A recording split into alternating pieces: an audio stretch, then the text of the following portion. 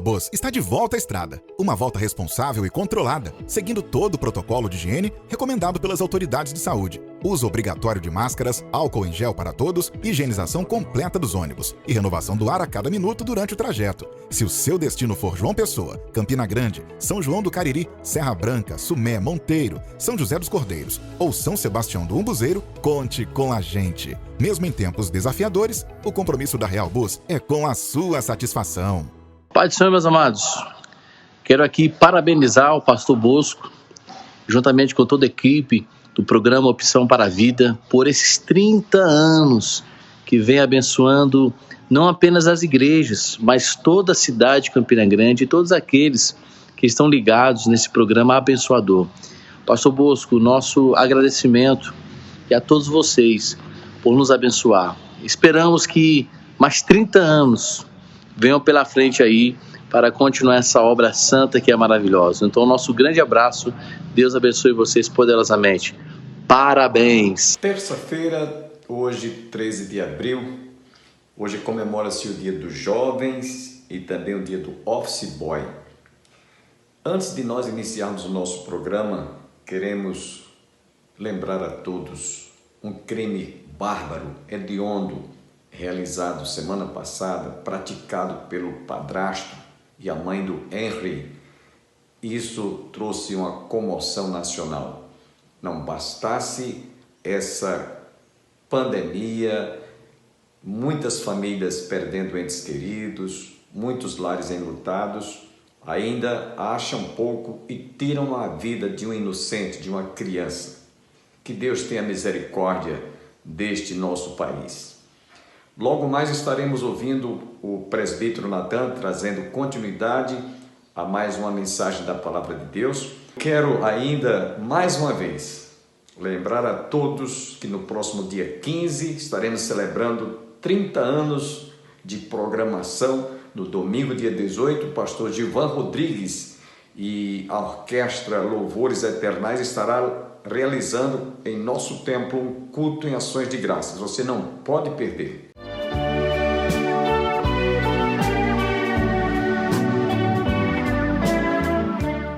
Os impactos da sublimidade de Cristo na metodologia da missão.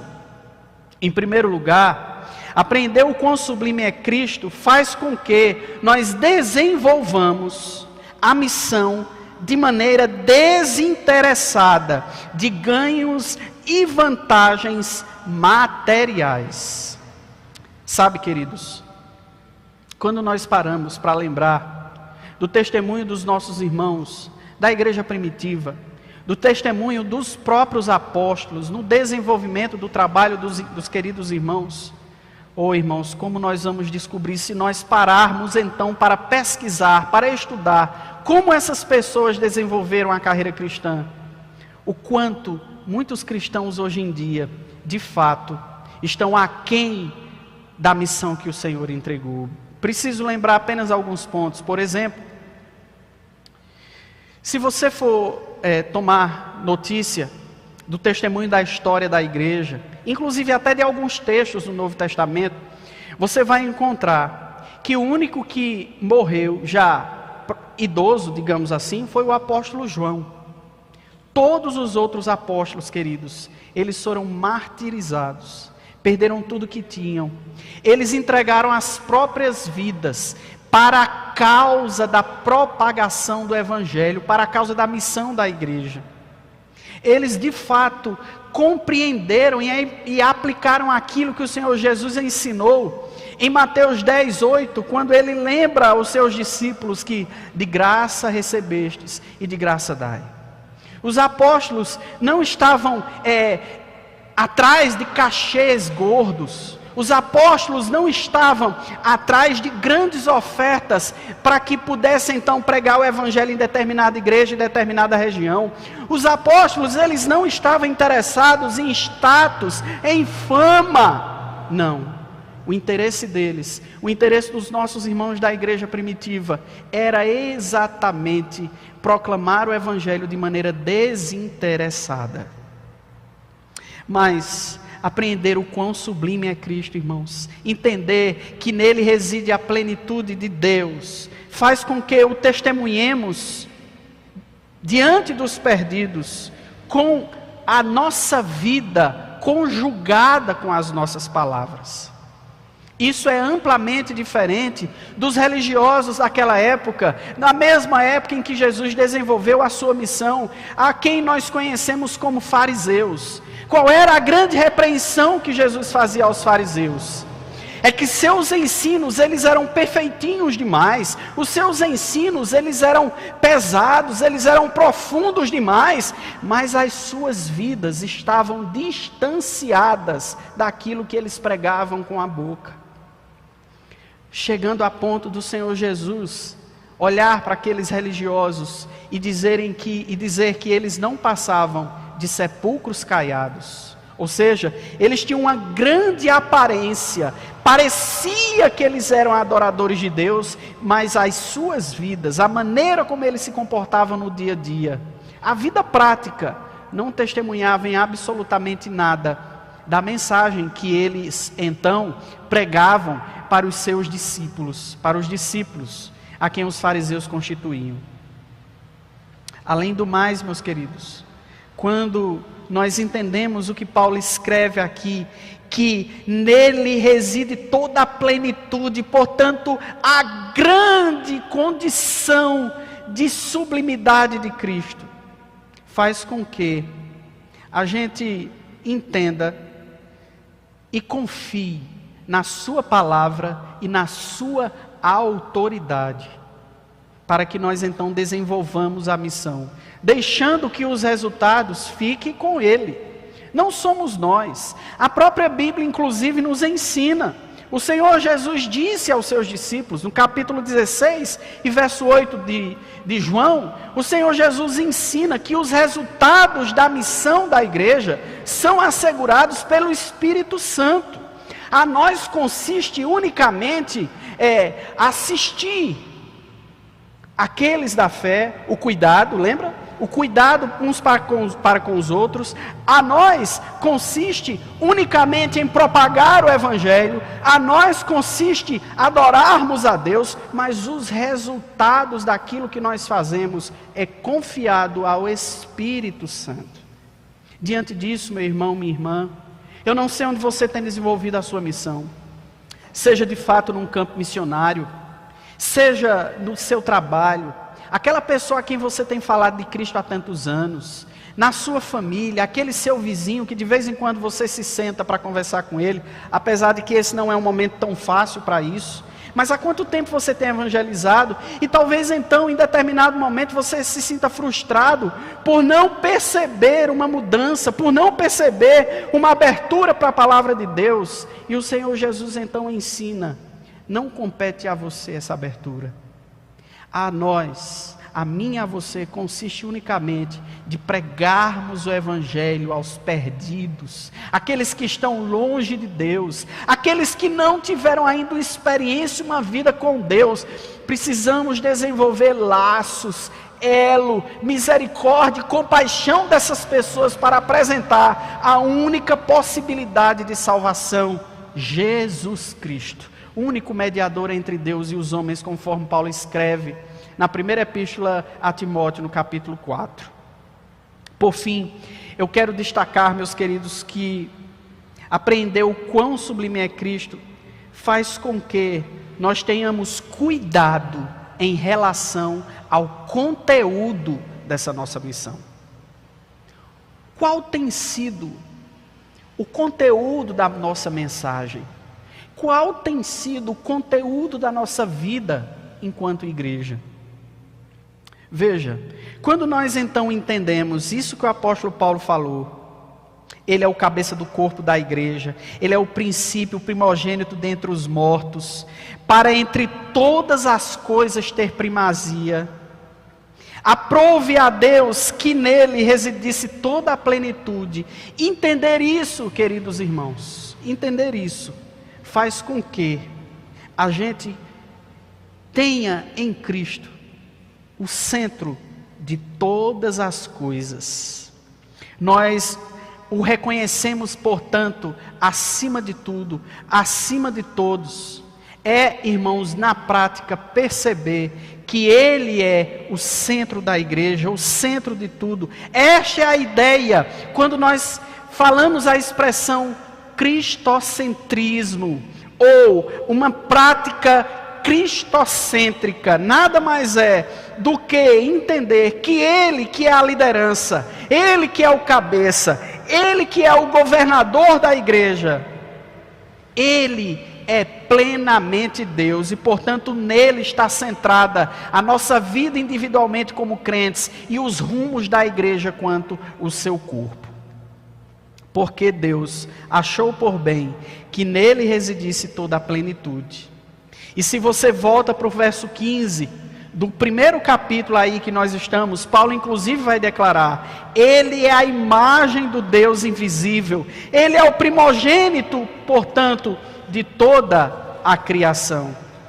Sabe, irmãos, com isso, ele estava ensinando aquela igreja ali, que estava adorando anjos, que estava numa prática ascética, um cuidado extremamente rigoroso com o corpo, que entendia que determinados mecanismos, forças espirituais, precisavam ser reverenciadas, porque eles tinham medo que essas forças espirituais pudessem fazer algum mal a eles.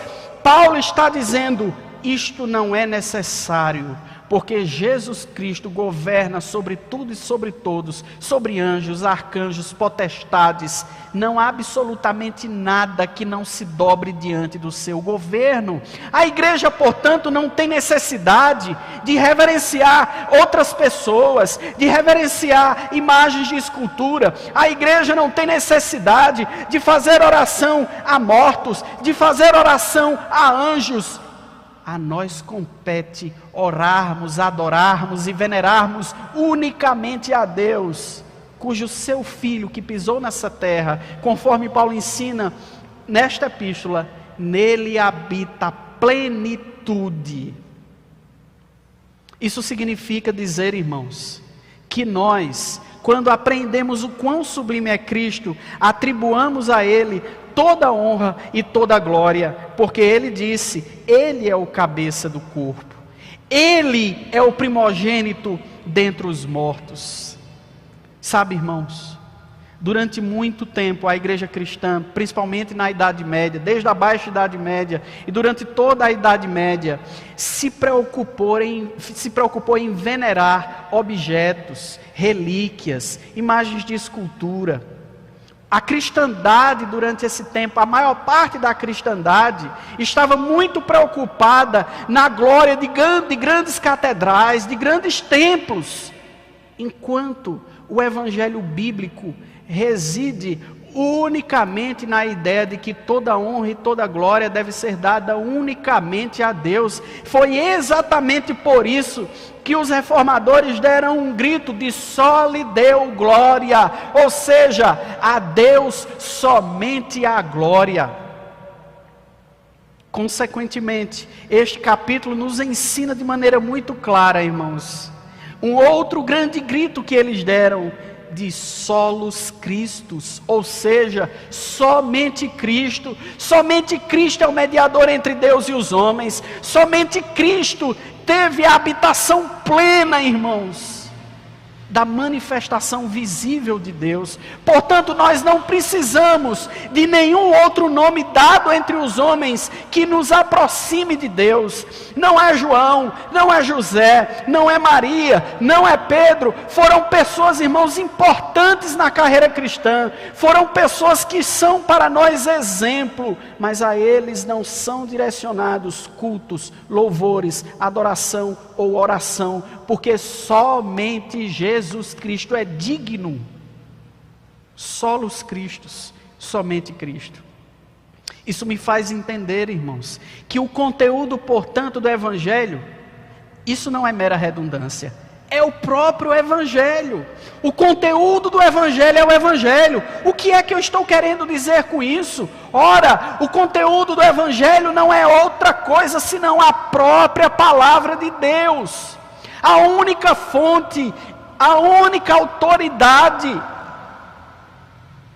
O outro grande grito: sola a Escritura, ou seja, somente a Escritura se constitui como o Evangelho, como a mensagem a ser pregada. Nós não podemos adulterar, nós não podemos retirar, nós não podemos acrescentar. De tal modo que, se nós fizermos isso, não é mais o Evangelho que nós estamos pregando. Se nós fizermos isso, não é mais missão, aquela missão que o Senhor Jesus entregou à igreja. Exatamente por isso, Paulo vai dizer aos Gálatas, no capítulo 1 e verso 8: ainda que nós, ou mesmo o anjo dos céus, vos anuncie um evangelho diferente do que já vos pregamos, seja considerado maldito, anátema. Portanto, a proposta do conteúdo da missão da igreja é o Evangelho. Precisamos pregar o Evangelho, pela palavra de Deus. Sabe, irmãos, isso nos faz com que nós entendamos que precisamos adorar a Deus, precisamos buscar a Deus, precisamos nos relacionar com Deus e precisamos propagar a mensagem de Deus dentro dos parâmetros, dentro dos princípios, dentro dos limites a que Ele estabeleceu através da sua revelação especial, que é a Sagrada Escritura. Toda outra promessa que não esteja alicerçada, portanto, nesta palavra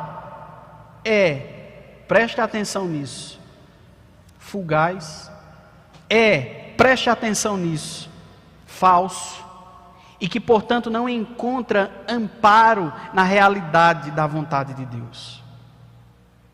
Isso não consiste, queridos, o Evangelho não consiste, conforme nós dissemos lá no início, de que necessariamente você vai ser rico, de que você vai prosperar, de que você vai ter um carro, de que você vai ser curado de uma doença, de que Deus então vai fazer com que o seu casamento seja restaurado. Essas coisas até podem acontecer, e eu não estou negando isso.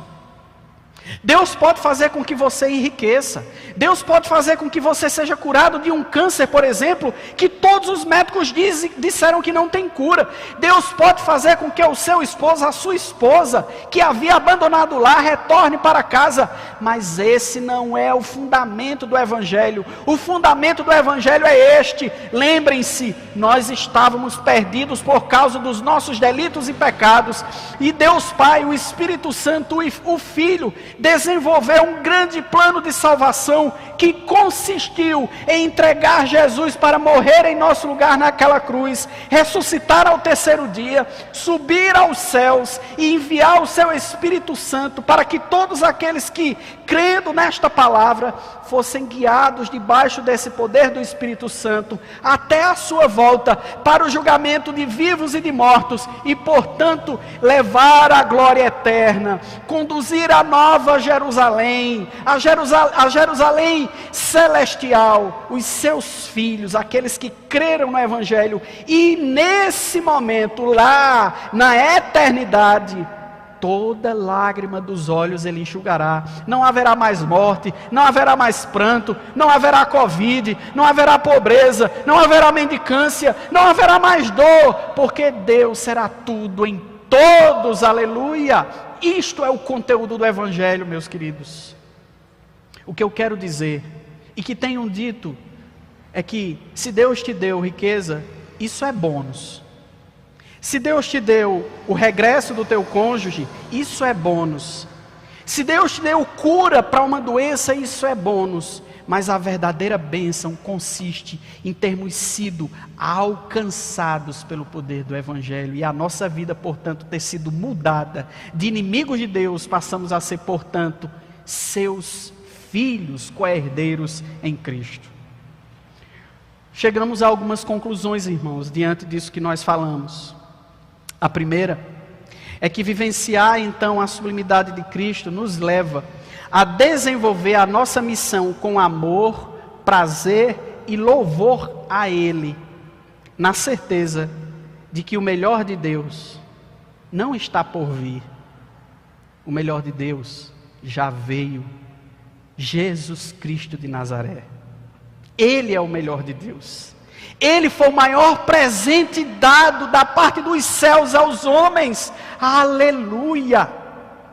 Ele que deixou toda a sua glória, que se humilhou em forma humana, que sujou os seus pés, andou a pé, enfrentou turba que o acusava, enfrentou blasfêmias, enfrentou a morte e a cruz para alcançar a você e para alcançar a mim.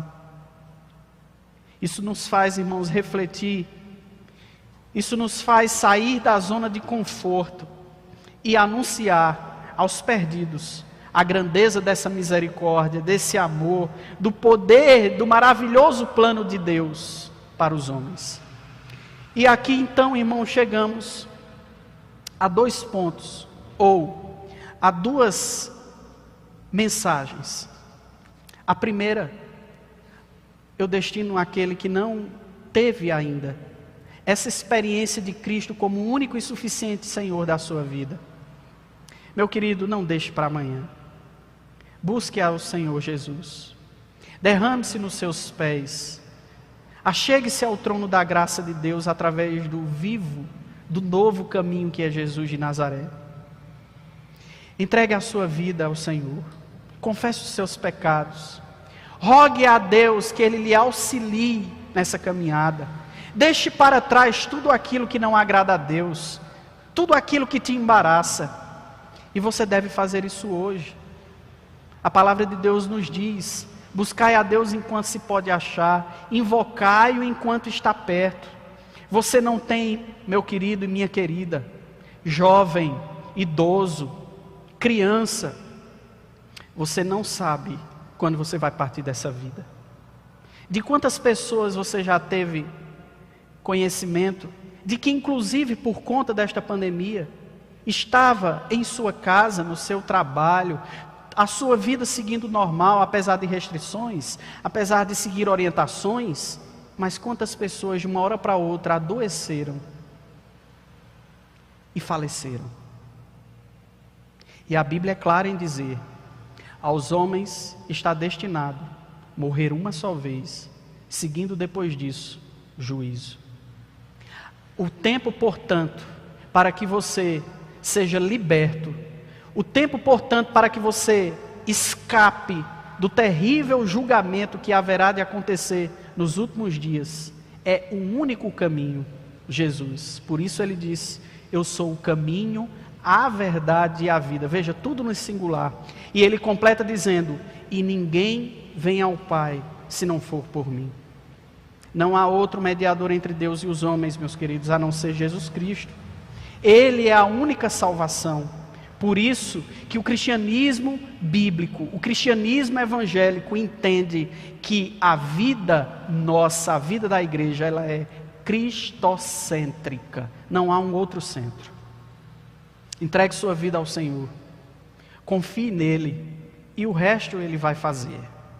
Mas a minha segunda palavra eu destino àqueles que já foram alcançados pelo poder do Evangelho. Aqueles que já estão integrados no corpo de Cristo. A minha palavra é que eu e você, nós não podemos perder tempo. O mundo está uma bagunça, o mundo está quebrado. Famílias estão sendo, infelizmente, destruídas por causa do pecado, por causa da mortandade, por causa das crises. Tantas pessoas estão em depressão. A igreja não pode se calar, porque o único remédio de Deus para toda essa situação tão tenebrosa não é outra, senão o próprio Evangelho. Nem eu e nem você temos o direito de nos calar. Nós somos aqueles, como no Antigo Testamento foram chamados de atalaia. Ezequiel capítulo 33 fala largamente, longamente sobre a responsabilidade do atalaia. Portanto, eu como crente, nós como igreja do Senhor, nós somos atalaia. Nós devemos avisar ao mundo quanto aos perigos, nós devemos avisar ao mundo quanto à terrível situação de viver uma vida sem Deus. Do contrário, se nós não desenvolvermos a nossa missão como adoradores, como propagadores do Evangelho, como cuidadores uns dos outros, Deus haverá de cobrar de nós.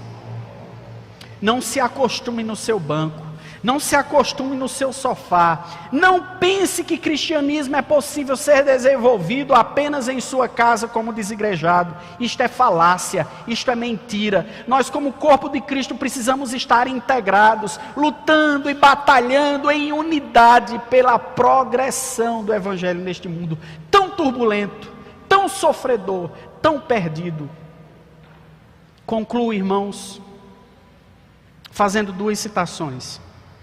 A primeira, do grande Abraham Kuyper, foi pastor na Holanda e também desenvolveu um ministério como ministro, foi primeiro-ministro lá.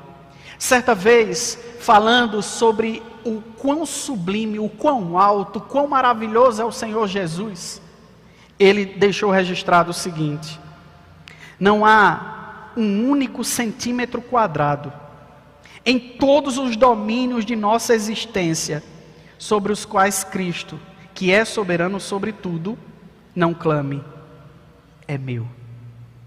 Nós, como igreja, precisamos testemunhar palavras, ações, culto, essa verdade. Tudo é do Senhor.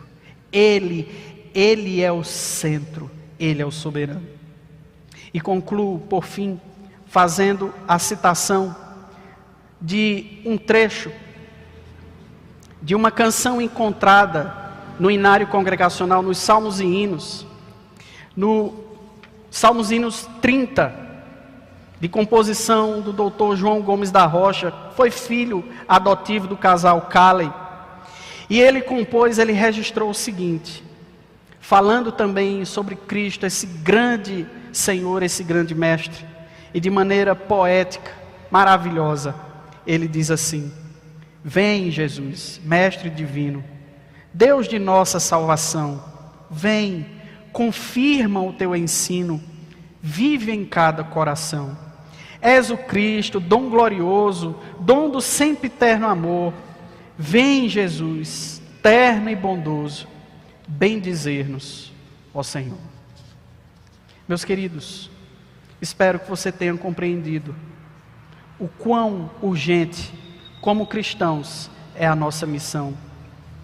E espero que você, conforme eu disse, ainda não se integrou ao corpo de Cristo, ainda não teve aquela postura, aquela posição de declarar que somente Jesus é Senhor da tua vida. Eu conclamo então nesse momento, que você feche seus olhos, que você ore junto comigo nesta noite, para que nós possamos então buscar ao Senhor perdão dos nossos pecados, para que nós possamos buscar em Jesus o direcionamento para a nossa vida, entendendo que não há nenhuma outra maneira, não há nenhum outro caminho de nos achegarmos a Deus, se não for através do Senhor. Acredito que você foi profundamente enriquecido e abençoado através da explanação da Palavra de Deus. Não perca amanhã outra vez Opção para a Vida. E nos instantes finais, quero lembrar mais uma vez, no próximo dia 15 nós teremos um programa inédito, um programa especial, fazendo um histórico desde o primeiro programa até o presente momento. São 30 anos ininterruptos no ar. O pastor Givan Rodrigues estará pregando no domingo e a orquestra Louvores Eternais estará ministrando o louvor e adoração em um culto de ações de graças. Você não pode perder. Igreja do Calvário está situada às margens do Açude Velho, confluência com o Parque da Criança. Fiquemos com mais uma fala de um dos nossos irmãos telespectadores, internautas e mantenedores. Graça e paz a todos os irmãos e irmãs. É com muita alegria que nós estamos parabenizando o programa Opção para a Vida. Tem sido uma bênção para as nossas vidas, aqueles que assistem são edificados e que o Senhor venha estar abençoando o pastor Bosco para que ele possa dar prosseguimento a esta obra que é tão preciosa para as nossas vidas.